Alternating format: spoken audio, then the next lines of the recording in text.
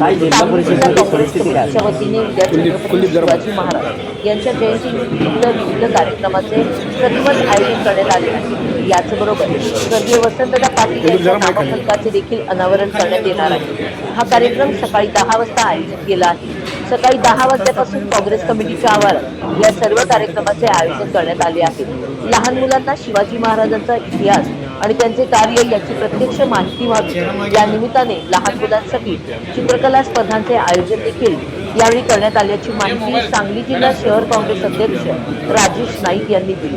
ही स्पर्धा सर्वांसाठी विनामूल्य आहे असे देखील त्यांनी यावेळी बोलताना सांगितले। स्पर्धेमध्ये सहभागी होणाऱ्या प्रत्येक विद्यार्थ्यांना प्रमाणपत्र देण्यात येण्यात आहे। त्याचप्रमाणे विजेत्या स्पर्धकांना रोख रक्कम व प्रमाणपत्र बक्षीस म्हणून देण्यात येणार आहे।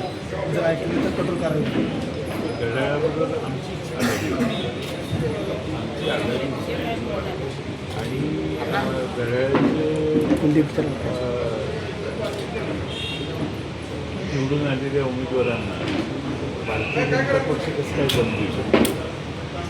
घड्याळाला स्वतंत्र म्हणजे राष्ट्रवादी अजित पवार पक्ष स्वतंत्र पक्ष आहे। त्याला भाजपच्या नेत्यांनी जनजाती करणं किंवा त्यांना नियम सांगणं हे दादागिरी एका पक्षातून दुसऱ्यावर चालू आहे असं त्याचा अर्थ जातो। भाजपनं मित्रपक्षांना सोबत व्यवस्थित घेतलं नाही म्हणून ते तुमच्याबरोबर किंवा अन्य पक्षांच्यावर राष्ट्रवादी असेल किंवा शिवसेनेनं स्वतंत्र लढलं किंवा आघाडी केली।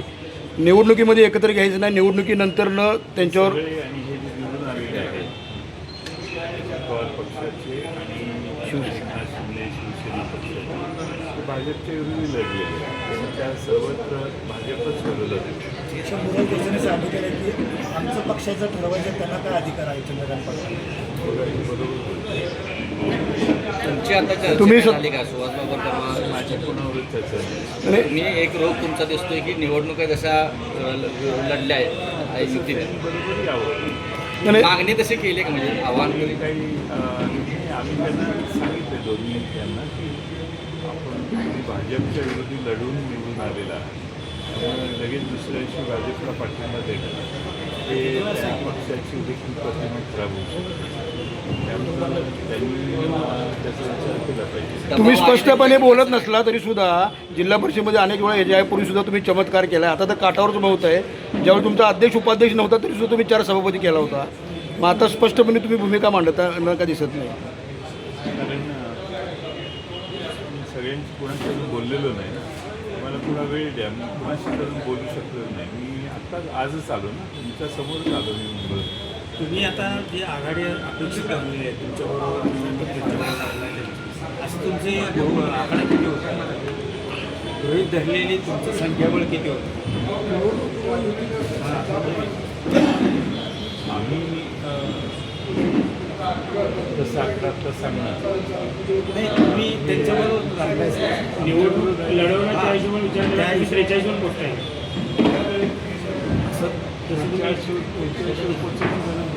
नाही नाही, पण तुमचं संख्याबळ किती होतं? तुम्ही जसं म्हणता निवडणूक बघू ना कसं होतं। मी मगाशी जसं सुरेश पाटील भाऊनी जी प्रश्न तुमच्यावर मागणी केली, जर भाजपनं तशी तुमच्यावर ऑफर केली, तुम्हाला अध्यक्षपद दिलं तर तुमची भूमिका काय असणार?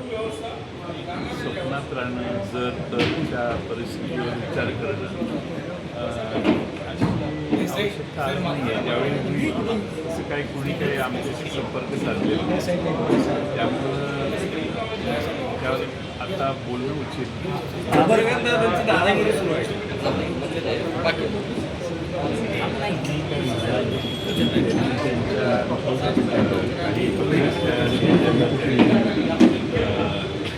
त्या भाषणात बरं दादा, आता रोहित पवारांच्या प्रेसमध्ये रोहित पवारांनी प्रेस घेतली, पुन्हा एकदा काही VSR कंपनीवर आरोप केलेला आहे, ब्लॅक बॉक्सवर पण हे केलेलं आहे की मोबाईल सुद्धा राहू शकतो, तर ब्लॅक बॉक्स कसं काय जाऊ शकतो? ब्लॅक बॉक्स जाणं अशक्य आहे आणि त्यामध्ये मोबाईल सगळ्या गोष्टी सापडल्या आणि त्यामुळं ब्लॅक बॉक्स जातो त्यावर खूप विश्वास ठेवतो। रोहित पवारांची पत्रकार परिषद मी पाहिजे